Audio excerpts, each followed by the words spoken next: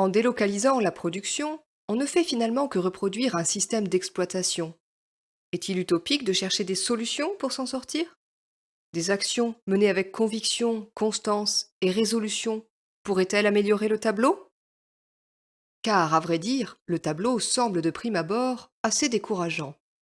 Partout dans le monde, des atteintes flagrantes et insupportables aux droits de l'homme au travail, des gens pauvres, exploités et maltraités, et n'ayant ni le choix ni de réels moyens de se défendre, de faire valoir leurs droits et de défendre leurs intérêts, des riches, consommateurs, entreprises, financiers ou États, qui font valoir avec force des intérêts légitimes et qui sont spontanément plus enclins à tourner les yeux qu'à affronter la réalité. Et entre les deux, des États tenus par des législations nationales et internationales, mais parfois complaisants et pour certains gangrénés par la corruption, et des intermédiaires, fournisseurs, sous-traitants et sociétés de recrutement, qui pour beaucoup font correctement et dignement leur métier, mais sont souvent concurrencés par d'autres dont les comportements vont de peu scrupuleux à franchement cyniques. Et pourtant, même si la tâche de promouvoir les droits élémentaires de l'homme au travail paraît immense et insurmontable, il ne faut pas baisser les bras, car il existe quand même des moyens d'action qui, obstinément mis en œuvre, peuvent contribuer à améliorer le sort de millions de gens. Il faut certes renoncer à l'utopie d'éradiquer totalement le travail forcé ou le travail des enfants, mais par une action collective et globale auprès de tous les acteurs de la chaîne, on peut améliorer la situation. Comment faire? Faisons d'abord deux observations préliminaires. La première, les actions ponctuelles, isolées ou ciblées sur un seul acteur sont vouées à l'impuissance. Deuxièmement, les différents acteurs de la chaîne ont, à des degrés divers, des sensibilités qui définissent quatre leviers par lesquels on peut les toucher. Le sens de la justice et la compassion, ça existe quand même. Le sens des responsabilités, le sens de leurs intérêts bien compris, le souci de leur réputation. Pour trouver des solutions, c'est donc sur tous les acteurs, sur tous les leviers pertinents qu'il faut agir avec constance et résolution. Tout d'abord, des actions auprès des travailleurs concernés eux-mêmes peuvent et doivent être menées, pour leur dire que leur situation présente n'a rien de normal, ni d'inéluctable, pour leur faire connaître leurs droits, pour leur montrer qu'il existe des gens qui veulent et peuvent les aider à les faire valoir. C'est d'ailleurs un des rôles de ressources humaines sans frontières que d'aller à leur contact pour faire ce travail. Ne rêvons pas, si nombre de sous-traitants et intermédiaires locaux font leur métier très dignement, certains employeurs, agences locales de recrutement ou même passeurs sont des prédateurs. En effet, il faut bien faire la distinction entre d'une part les nombreuses entreprises intermédiaires de la chaîne de sous-traitance qui rendent un réel service en contrepartie d'une rémunération librement négociée, et d'autre part les organismes hors la loi qui exploitent la misère et le désarroi de populations et de pays dont ils sont souvent eux-mêmes issus. Les premiers sont pour beaucoup des entreprises comparables à leurs propres donneurs d'ordre, acteurs de la mondialisation des échanges, ayant à la fois le sens du long terme, quelque sens de leur responsabilité et une réputation à défendre. Un travail de promotion des droits de l'homme auprès de ces entreprises peut être efficace, car il est de leur intérêt bien compris que d'offrir à leurs propres clients la sérénité et la sécurité que procurent les garanties d'une stricte conformité. Quant aux autres, songeons à ces passeurs qui vendent à de pauvres gens un hypothétique passage clandestin vers l'Europe au départ des côtes libyennes, dans des embarcations délabrées, ou encore à ces recruteurs qui font signer de faux contrats à des travailleurs népalais pour aller travailler dans certaines monarchies pétrolières. Chercher à faire pression sur eux serait illusoire, et il serait quelque peu naïf de faire appel à leur compassion ou à leur sens des responsabilités, ou encore de penser qu'ils se soucient du qu'en dira-t-on. Quant à leurs intérêts, ils se limitent à ramasser le plus d'argent possible, d'où qu'ils viennent et quels que soient les moyens. Il serait agréable de penser qu'une action policière et judiciaire serait de nature à les mettre hors d'état de nuire. Ce serait un bon début, mais même dans ce cas, d'autres prendraient immédiatement leur place. Ainsi, on n'a que peu de moyens de pression et d'action sur ce maillon de la chaîne. La seule solution, concernant les intermédiaires et recruteurs locaux sans scrupules et autres mafias de passeurs, ne peut être qu'indirecte, et consiste donc à chercher à faire disparaître leur raison d'être, en agissant sur les autres maillons de la chaîne, en amont et en aval. Les grandes entreprises, donneurs d'ordre qui sont à l'extrémité de la chaîne d'approvisionnement et de sous-traitance, ont bien souvent pour principale source de valeur la notoriété et le prestige de leur nom et de leur marque. Aussi sont-elles particulièrement soucieuses de leur réputation.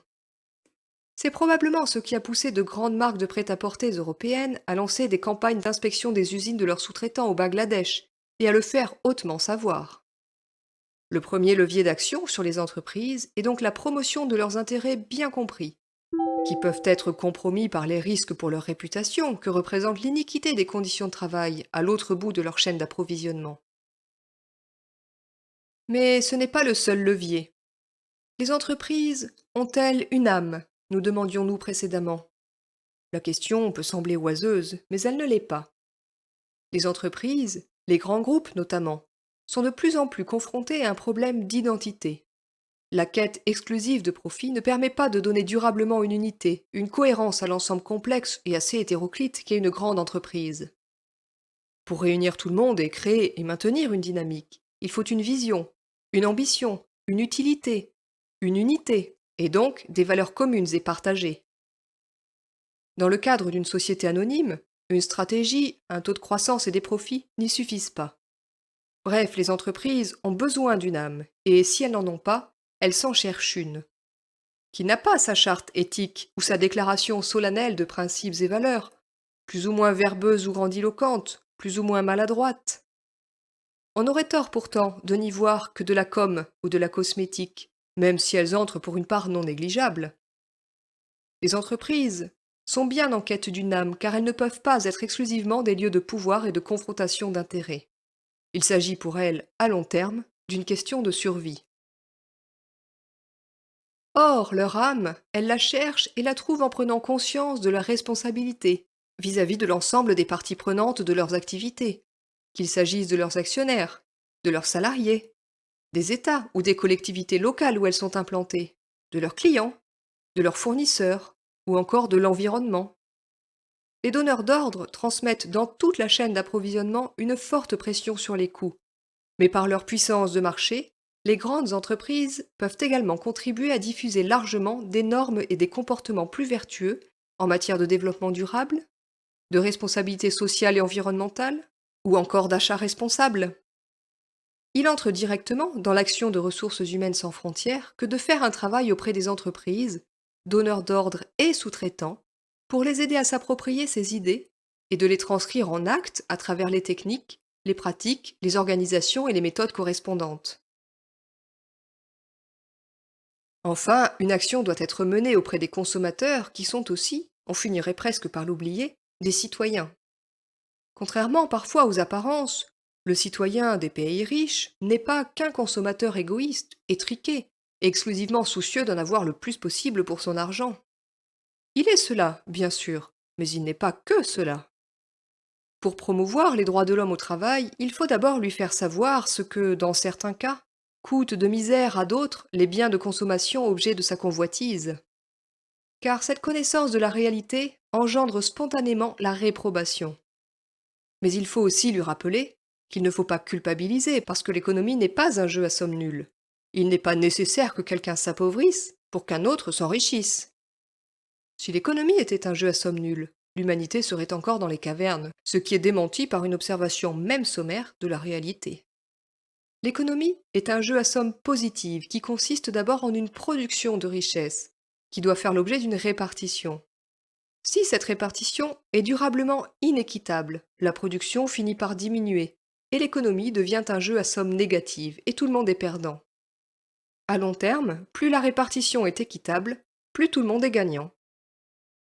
La solution passe donc pour tous les acteurs de la chaîne, accessibles à la raison et à la compassion, par des actions menées avec conviction, constance et résolution.